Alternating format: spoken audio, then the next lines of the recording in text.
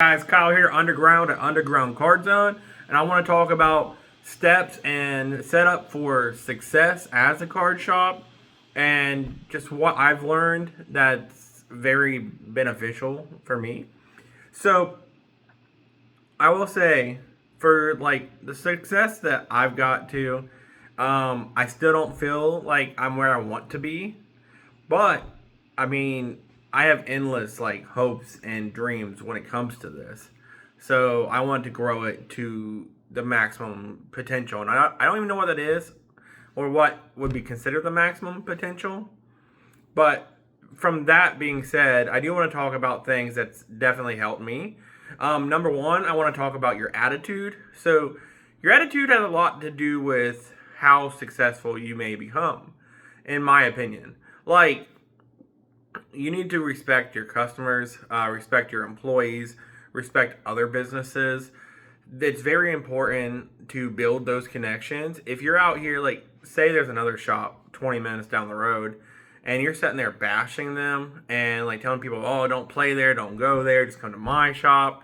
Like, that looks gross and pathetic. Like, it looks very immature and irresponsible. I never really bash other shops ever. I let people come in here, and I would treat them nicely. My employees treat them nicely. We have the stuff they're looking for, and if they want to shop here, they'll shop here. And if we give them a good enough experience, they will. So I think it's very important, in a lot of sense, to just let your customers make their own decision. Don't bash them. It's like when a parent bashes their other parent in front of their kid. I just feel like it's very, I don't know. It just feels wrong to me, and I really think the customers, like, if I'm a customer and I'm in a business and they're like, hey, like, say I'm in like BP and they're like, hey, Valero down there, man, they'll all treat you poorly. They're all mean, all this, all that. I'm going to go to Valero to see if they're actually going to treat me nice, So, gas stations, I guess, but whatever. In any sense, I would just go to that other store, see if they treat me nicely. And when they do, I'm going to be like, man, that other business that's talking all this crap is very rude and makes me, like, not want to be there. They're talking crap about this other business that's super nice and they have what I'm looking for. So I feel like it pushes people away. And, like, I think it just looks bad. It's a very bad look. All right. So the next step in what I wanted to talk about. Well, actually, before we get there, I will say being nice is very important with distribution and kids. You be nice to kids, man. Their parents will bring them back over and over again. And then you be nice to the adults too, because like everybody says be nice to the kids, but no one says be nice to the adults. So like be nice to everybody. The way you treat people is very important. Be nice, be respectful. All right, on to the next thing. So I wanted to talk about staffing, and it's very difficult. Like, people don't understand how much work you have to put into to get to the point of hiring at a business. So if you have multiple employees, you've probably kind of got the gist of it. If you have no employees and you're thinking about hiring an employee, the way I see employment is treat your people nice, make them want to work for you, make them want to be there, and also make sure they are making you money at the same time. Because if you have an employee working all day and they're just sitting around playing cards or talking to their friends, it's not really helping you. You need to figure out a task to give them that is constantly generating revenue for you, so that revenue pays for the employee. And if you have it mapped out that each employee has a job that pays for themselves, then you can cover all your labor expenses, right? But like, it has to be more than just themselves, because like, if you're not making a profit, it's pointless to have an employee there that's doing a task that's break even. Like, if they're too slow and they cause you to just break even on that task, maybe you look to try to move them into a different spot, or look to move on from them. Employees are difficult, and it's very hard managing employees at first. Once you get the hang of it, you kind of know what you're doing. Once you get there, it's a lot easier, right? I had to deal with staff management at a restaurant when I was a general manager for a restaurant, and 30 employees, and it was difficult, but it taught me a lot. And I mean, the hiring process is usually kind of difficult in general to find like really good people, because people will very much be like, hey, I do want this job, and then call off their first day, or 2 hours late their first day, or shows up and wants to play on their phone all day. And you really don't need that. So make sure you work on your hiring process as well. Find people that will really fit you. And if you already have a couple staff members, and you have one that's like a manager, or like kind of like pseudo like replacement for you when you're not there, bring them in on it. Let them talk to the person too, to see so you guys can go in the back and talk about how you feel about this person. And if you want to bring them in, like if you think it might be a good fit, don't be afraid to rely on someone that's really good at your shop to get their opinion too. I think it's important that people that are working together all day, especially in a close environment like a card shop or a small business, to really all get along and be happy to be around each other all day. So I think that is just important in general, right? Um, the next steps I want to talk about is budgeting. So I think it's very important that you do budget for the future. Now, what I do is I usually will do projections a few months out. Now, it's very hard sometimes because you don't have your allocations yet, and you're waiting from distro to be like, hey, we finally got your numbers for Marvel, and finally get your numbers for Chaos Rising. Like, sometimes they're slow with it. But you can look at the trends of your projection or the allocations and say, hey, so my Pokemon allocations have been increasing by 5%. So budget for, a 10% increase or something along those lines. It's really, like I said, it's hard until you get your numbers for your allocations. We do it weekly. So, like, I'll look through every week, put, like, our average revenue per week. And I actually do less than our average, about 20% less, just in case there's a drop off that week. And I do it every week. So then when, we do 20% more, surprisingly, I can be like, hey, we have more cash to spend to put into something else. And I look at every week, I go, my previous week's income, I go my salaries, because I pay weekly. I go any bills I have and I put on there. And then I put any distribution spend that's expected.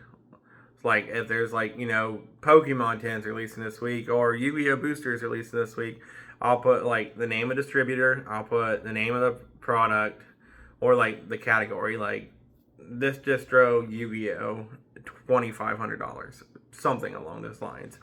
And then I can look at each week and see like, oh man, in like 8 weeks from now, I need $20,000 for Marvel, and I'm gonna be like, okay, well, maybe this week and this week I chill out on some spending, because you have what you get from distro, but you also have your extra spend. Like sometimes you're trying to find stuff to restock, or maybe you want to try something fun. We did Magic 3-pack mystery lots a while back, and they were really fun, but I dropped $1,500 or something on those, and I had the $1,500. But maybe if I was gearing up for a release that would cost me 15, 20 grand, I may have been like, I'll do it after the release, or so on and so forth. You also got to look at your trends too when it comes to releases. Like usually for me, what I've noticed is like the week before a release for a certain card game, my sales will slow down for that card game. So like Magic, the week before Strixhaven came out, my sales were down for Magic that week. A little bit, nothing crazy, but it's still something to take into account when you're like mapping your stuff out. I think a lot of people are not doing a great job at, projections. They're not even doing a great job at keeping their books. I'm constantly on there, like, recording transactions, income, expenses, like so on and so forth. I think it's very important that you do that. It's something I wasn't very great at when I first opened the store, but when I first opened the store, I started with only $8,000. I had a little shop that was like $450 a month, and it was tiny. I had like one display case, one shelf, like two little tables or something, maybe three little tables, and it was $450 a month, included all utilities. So I was like, off $8,000, I could probably do this. I didn't even have that $8,000 saved up. I took out two crappy high interest loans. I don't suggest doing that. I suggest if you're going to do this, you do TCG Player for, I don't know, a year, maybe, and see how you like selling online. Because the brutal reality of this is you have to sell online as a brick and mortar unless you're the only employee. But selling online allows so much of a big benefit for your business because depending on your area or whatever, it might be hard to move certain stuff in store. And if you build up a reputable account online for, say, TCG Player, for example, it'd be a lot easier to sell that $600 manga that someone traded you. And you could pass on that. Like, if you're not selling online, just pass on it. But when then they have something else they want to sell you, they might sell it to you. Or you might be passing on a really good deal. Like, I one time had someone bring in like a $1,200 manga one time, and they're like, man, just give me $700 in credit. And I'm just like, I know I can put this on TCG Player and sell it. And like, I know he's going to get some boxes, whatever. So I put it online, and I shipped it out the next day. That's how quick it sold. But to get to those levels of quick selling expensive cards, you have to build up your seller account. We have well over 100,000 reviews on TCG Player. Now, we do have some bad reviews, and I even had someone message us and be like, I just want to cancel my order. I seen you had some bad reviews. And I'm like, my bad reviews are 0.0, like 0 something percentage because I've done over 100,000. I'm like, dude, you can look at 1,000 bad reviews or 800 or 500. I don't even know how many bad reviews, but it's literally not that many compared to the 100,000 some good reviews we have, right?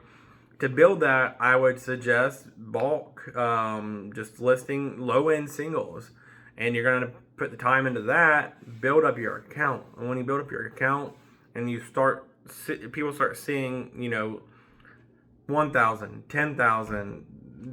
Once you get to the 50,000 review mark, it sounds crazy, but it's very possible to get to that 50,000.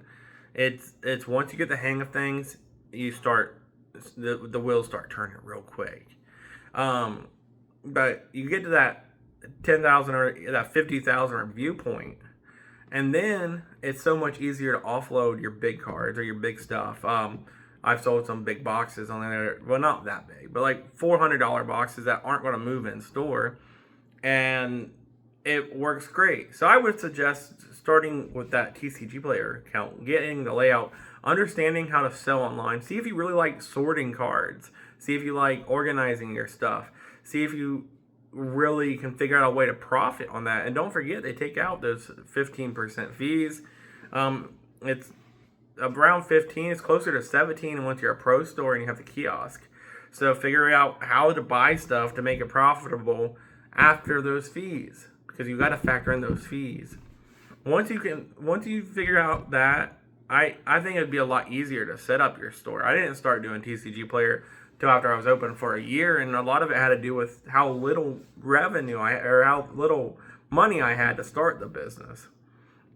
So I think it's a great idea to sit there and save up money, figure out how to sell online, get good at it, save up money, and then consider opening brick and mortar. And especially right now where the hobby's at an all-time crazy, even like Magic's going nuts. Like when I first started this, there was so much Magic on distribution that you could just order all the time, and now it's just not even there. So with that being said, build up online, maybe let the market chill a little, and then get in there. And right now, you can't order Pokemon from distro, or they'll sell you some stuff, like they sold the Prismatic SPCs for like $225 or something. And obviously, those big, I don't know if it's Costco or Sam's Club, getting a big wave of them at like 70 or $80 or something crazy when distribution is charging $225.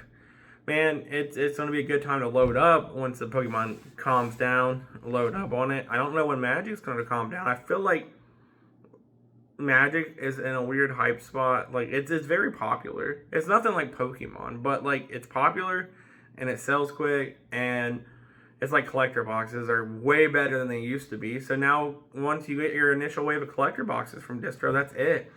I had 4 people come in asking him for collector packs yesterday of Strixhaven. I'm just like, I don't have it. And I'm not sure that Magic players are going to spend the market that some of these boxes are asking for like the Pokemon players would. And like Pokemon collectors they'll spend the market on stuff, but Magic customers were so accustomed to the lower pricing. And maybe that'll change over time, but I would prefer just to get more stuff and be able to price it lower and everybody be happy, but we're just not there yet. And I'm not talking about me specifically. I'm talking about like the print runs for these card games. And like even Yu-Gi-Oh is selling a lot better getting into Q2 for this year. It's a lot better than it has been for the last year and a half. So I'm very happy about that.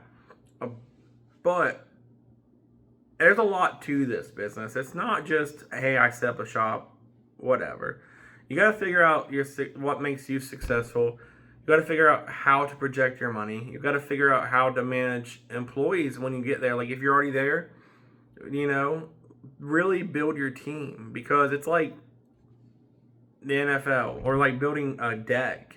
It's once you get all the right pieces together, everything will kind of just click. I'm about to hire someone new. I literally bought a Roka, and I'm about to hire someone new. I'm building my team up. We are trying to grow, and it's very hard on that sense too as a shop, because there's no like industry. There's not really much of an industry standard on like labor cost and such. It's very difficult to figure out where you want to be at it, and sometimes we wait a little too long, and then it starts to hurt us because we have thousands of dollars worth of Magic stuff that needs to get put online, and we're constantly trying to keep up with that. And I told one of my guys yesterday, I said, I know we need to work on Magic, but I need you to go through our trade-in boxes and see if there's anything that we've been missing, because we've just been so hyper-focused on getting Magic online. And he found like over $2,000 worth of like one-piece singles, and it wasn't even a big stack. It was like a stack this freaking big of cards, over $2,000. It's like, dude, I was like, we definitely have to get more help at this point. If we're missing expensive cards like that, we have to get more help. And that's kind of my fault of waiting so long, but like I think we found the right person that will get us in a spot where we need to be. So it's a lot of just taking it step by step and really figuring out your process for things. And every day will be different too, because you never know what's coming through that door. I really don't, because like last Saturday we had huge Pokemon collection come through, and like one of the biggest ones I've seen in like a year, and it just randomly happened on a random Saturday that I did not expect. We had Yu-Gi-Oh pre-release. I was like, we're getting a lot of Yu-Gi-Oh trade-ins today. Did not expect that Pokemon trade-in. Then there was a random Wednesday like a week or two ago that we picked up 40,000 Magic card collection that wasn't all bulk. I mean, there was a lot of bulk, but it wasn't all bulk. And then yesterday, it's like someone messaged us and was like, hey man, I have $15,000 worth of Pokemon sealed product. So I'm just like, okay. It's very inventory heavy, this business is. It's a lot of watching your money go out, watching your inventory go up. You're watching your money go out, inventory go up, and so on and so forth. So you have to get to a point where you can have the capital to be more liquid with stuff, because stuff walks in all the time. That's why I said start online. Build your capital up. And even if you already have the capital, start online to build your experience up. I think it's very important. Because I know some people like to do card shows and like the vending and stuff, but it's not the same thing. It's not even close. And I don't know how to explain it other than it's just not the same thing. When you're worried about rent and employee cost and utilities compared to your $50 table for the one day a week, I'm talking about doing this full time. So I don't know if that helped. I will say if you got any information from this that you really enjoyed, please let me know. Or if there's anything that you question, let me know. I'm just giving you some of my advice. Also, find cheap shipping supplies, like envelopes and shipping shields and stuff. Figure out your cheap shipping supplies to a T. Okay. Well, that's all I got. I pretty much just wanted to, you know, talk about steps to success, where I am at with things, and yeah, pretty much it. Anyway, I'll see you guys next time. Take care.